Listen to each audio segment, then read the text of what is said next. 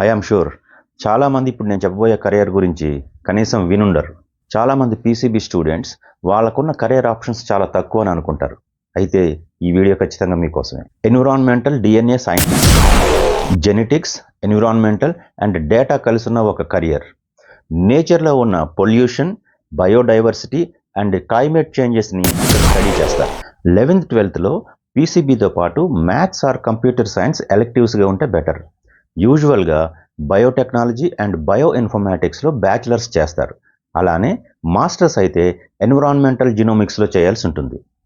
ఇండియాలో top institutions like IISER or IIT ఈ కోర్సును ఆఫర్ చేస్తున్నాయి.